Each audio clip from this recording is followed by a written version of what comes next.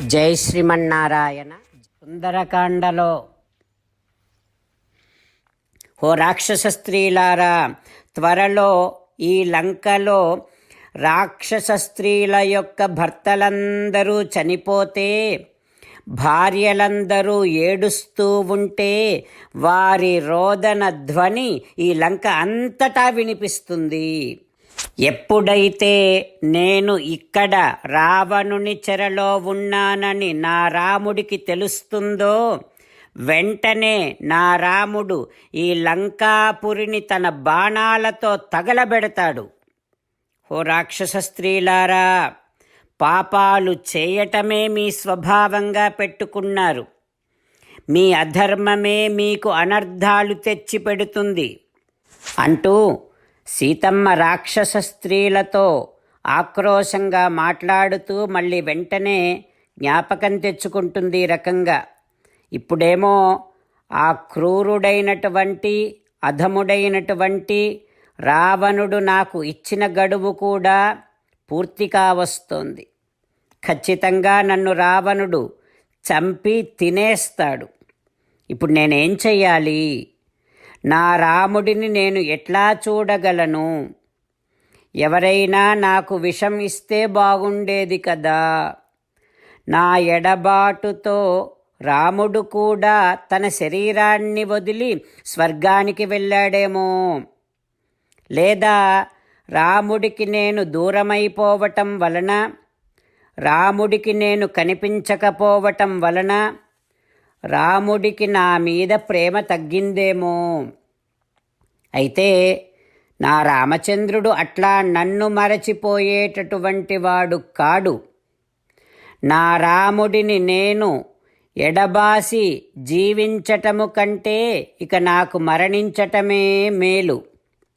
లేదా ఒకవేళ నరశ్రేష్ఠుడైనటువంటి రామలక్ష్మణులు భ్రాతరౌ హి నరశ్రేష్ఠౌ సంవృత్తౌ వనగోచరౌ, నేను దూరమైపోగానే, నేను కనిపించకుండా పోగానే వారిద్దరూ ఇక వారి యొక్క క్షత్రియ వృత్తిని మానేసి ముని వృత్తిని అవలంబిస్తూ ఫలమూలాలు తింటూ అడవుల్లో తిరుగుతూ ఉన్నారేమో. లేదా దుర్మార్గుడైనటువంటి ఈ రావణుడు మోసపూరితముగా రామలక్ష్మణులను చంపేశాడేమో. ఏ రకంగా ఆలోచించినా ఇక నేను మరణించటమే మేలు అని అనిపిస్తుంది. ధన్యాః ఖలు మహాత్మానో మునయః త్యక్తకిల్బిషాః. ఆహా, మునులు ఎంత ధన్యులో కదా, ఋషులు ఎంత ధన్యులో కదా. ఎందుకంటే వారికి ధైర్యం ఎక్కువ, పాపాలు చెయ్యరు, మనస్సుని జయిస్తారు, వారికి ఇష్టాయిష్టాలు ఉండవు అంటూ సీతమ్మ మునులను జ్ఞాపకం చేసుకుంటూ, ఇక నేను నా రామునికి దూరమై బ్రతికి ఉండలేను, నేను ప్రాణాలు విడిచేస్తా అంటూ సీతమ్మ దుఃఖిస్తోంది. సీతమ్మ ఇక మరణించాలి అని నిర్ణయం చేసుకుంది. అయితే ఆ విషయాన్ని రావణాసురుడికి చెప్పడం కోసమని కొందరు రాక్షస స్త్రీలు వెళ్ళారు. ఇంకా కొంతమంది రాక్షస స్త్రీలేమో సీతమ్మను ఇంకా భయపెడుతూ ఉన్నారు.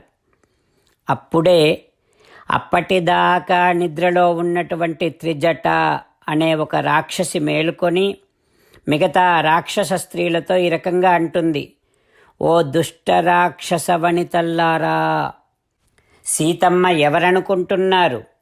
ఈమె జనకస్య సుతాం ఇష్టాం స్నుషాం దశరథస్య చ. జనక మహారాజు కూతురు ఈ సీతాదేవి, దశరథ మహారాజు కోడలు ఈ సీతాదేవి. ఈ సీతమ్మను ఏమీ అనకండి.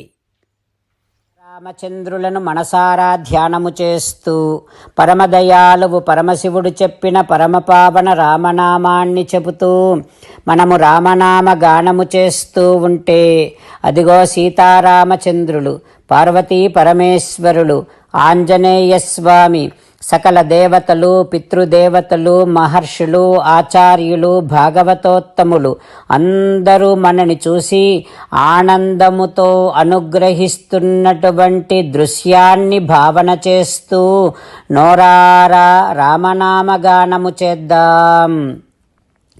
రామ రామ దశరథ రామ, రామ రామ దశరథ రామ, హే హే రాజా రామ, హే హే రాజా రామ, హే హే సీతారామ, హే హే సీతారామ.